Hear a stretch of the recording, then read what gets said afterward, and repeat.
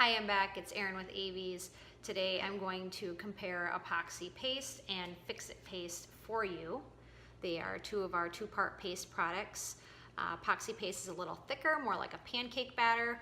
FIXIT Paste is a little thinner, more closer to a craft glue like a Mod Podge, little thicker than that. But I'm going to show you just a couple basic quick comparisons on why you might want one over the other, or however to use them. So let's get started with this. So when you open them up, you will see that the epoxy paste is they're both pretty thick when you open them up. It's when you mix them that you're going to see the difference. And the FIXIT paste is white. This one's kind of more khaki. But this one you'll see is kind of dripping out of the container where the other one is not, so you can see that it's thinner.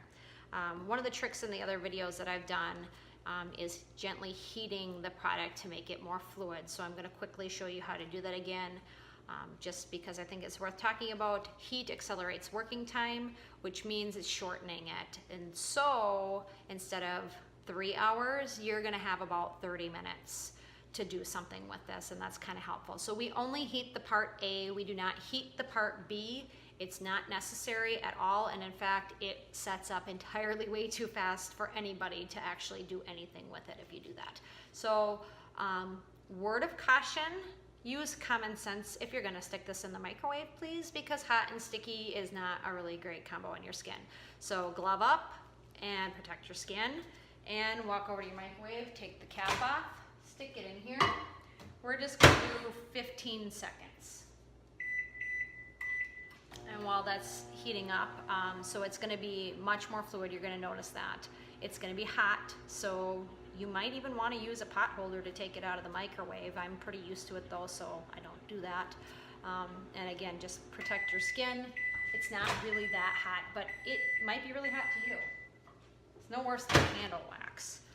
So I'm going to show you, because if I tip this, it's all going to come pouring out like that. So it made it very, very, very liquidy very quickly. Again, this is just the part A FIXIT. So the epoxy paste does not quite get like that when you heat it. But just for kicks, let's put this in for 15 seconds and see what happens.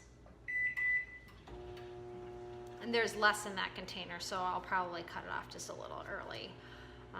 And you'll just be able to see the consistency difference. That's probably good. Let's see here. You'll see that this one kind of pours out. So I'm going to tip my camera down here, and then you can see how I mix this together. And I'm sticking with my same story, guys. Seriously, my camera clicker, it's gone. I don't know where it is. So you have to watch me do this part. So I'm going to try my darndest to make this as painless as possible. Okay, so I already have my epoxy paste over here pre-mixed. That's my A and my B, and it's sticky. I heated it up, so my working time is probably only 30 minutes. And this is my part B FIXIT. And I'm just going to add an equal amount of my part A. And you'll notice I'm just eyeballing this. It's really a very non-critical mix. I use 2 popsicle sticks. I usually wipe them both pretty clean before I do that, so I don't miss any mixing. And you mix and stir for vigorously. I mean, this isn't, just scraping the outsides. A lot of different resins have you mix them slowly. Ours is the opposite. You want to mix this vigorously, like it's going out of style. Or you want to, like you're whipping eggs or something, is a good comparison. And if you want, you can add pigments or colors to it. I do recommend doing that after you have thoroughly mixed the components together. And again, on the outside, you should feel some heat on the outside of the container when it is activated, to let you know that it is in fact ready to go. Okay, so that's pretty good. I shortened that up for you guys, but this is pretty fluid stuff. The epoxy paste is not. And actually, just for the sake of the video, I'm going to tint the FIXIT paste for you. This is just, oh, that's just a mica powder. It's probably entirely way too much, so I'll tap some of that out. There we go. And I'll just make it blue so you can easily see that.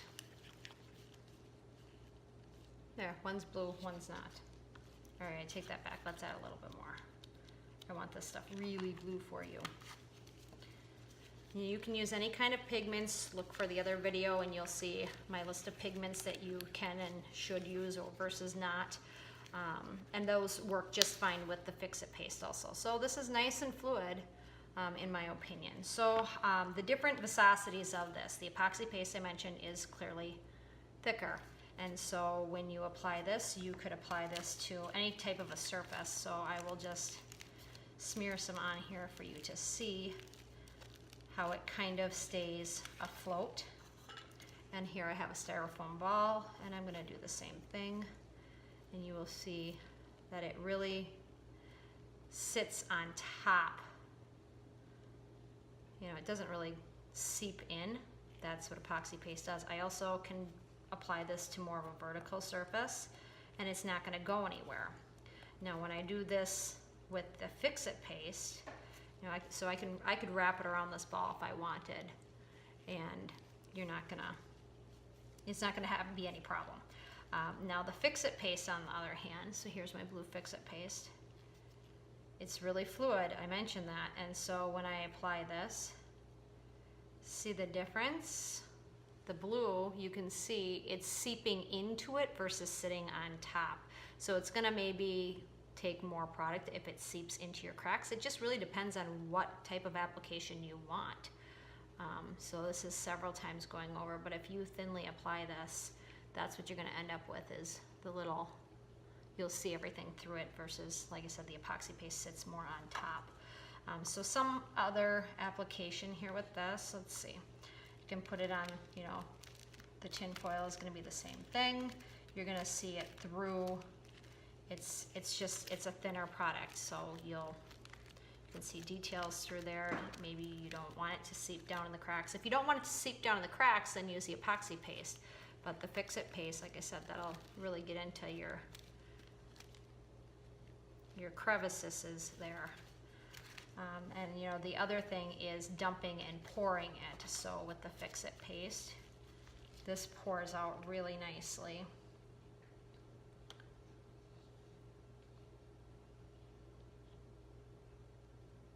See that. So if you're dumping it in a mold and you wanted to do press molds or something, I would use the Fix-It paste probably because it just pours easier. So that's that one. And the epoxy paste is more of a dump thing where it kind of just blobs out. I mean, it doesn't pour as well. And that's okay depending on what the application is, but that does not want to pour very nicely. And so hopefully that gave you a good idea of what you could do with it. The other thing that you can do with it is you could take a plastic bag, and I like to apply it by piping it through a bag. And so I can do this very easily with my Fix-It paste. Again, it's going to be more fluid, which means it's not going to stay put as well when I do this.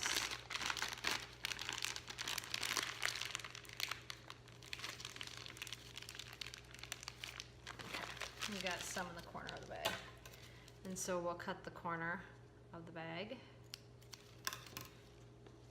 And I'll just put it right here on the Aves clay mat so you can see how this one comes out. And the other corner of the bag is totally free of paste, so I will just use the same one and put the epoxy paste on the other side. We'll see how good this works. I apologize if it doesn't, but it should work just fine. Okay, so not touching the Fix-It paste, I'm gonna stick this in the opposite corner here. This is actually my favorite way to probably apply the paste now that I've done this for how many years without. And it's just a piping bag. So I don't know if you can see that, but this one is, the Fix-It paste is starting to kind of melt down where the epoxy paste is a little more stable and tends to stay put. So you could draw lines out on this clay mat. These are really fantastic. They're made of 100% silicone, which is a food grade silicone. Also helpful for other uses. You can come up with those on your own. But if I were to leave these pieces of paste set here overnight or a couple of hours, I could just come and peel them right off. I don't have to try to clean this up. In fact, it would be more of a mess to try to clean it up than not. One of the other things I will show you quickly again is how to smooth the product and or in this case clean it up. And what you'll need to do that is the Aves Safety Solvent. It is our companion product for the epoxy paste and the FIXIT paste. And it is a surface application. So this half I poured the solvent on, this half I did not. So this I can really wipe very clean with my fingers. I can rub them together, but my fingers are pretty clean. This side is not as easy to work with.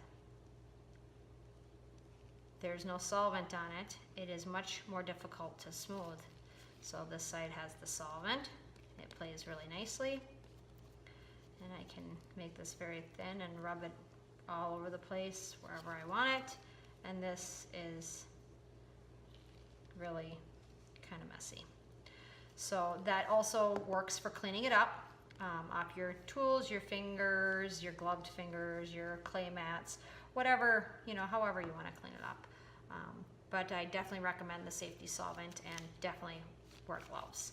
And so that, I think, is all I have for you, my friends. Oh, one last thing that I thought I could show you quick. You don't have to mix pigments in. You could simply surface them. And so this is just a pink powder. It's a Pearlix powder. But you could just tap this right onto the surface, which is kind of fun, for a different type of an effect. It doesn't have to be mixed in. And so that's that. And that will cure just like that too. And you can wash it afterwards and continue to tap it dry later on. So you could do that with either of them. I thought I would mention that quick. And then, they also make a whole bunch of different liquid dyes and stuff that are out there. And this one, I don't know if it'll come out very nicely. This bottle was so not cooperating with me earlier. But I'll just put a little bit on my finger, and you can see that you can surface that too. So just some different ideas. You could partially swirl it in and make it kind of marble effect, or really whatever you want with the inks. They don't have to be mixed in there thoroughly because it's just an additive, and it's the product itself that's setting up. So keep that in mind. Get creative with your own uses, and I hope you enjoyed this video.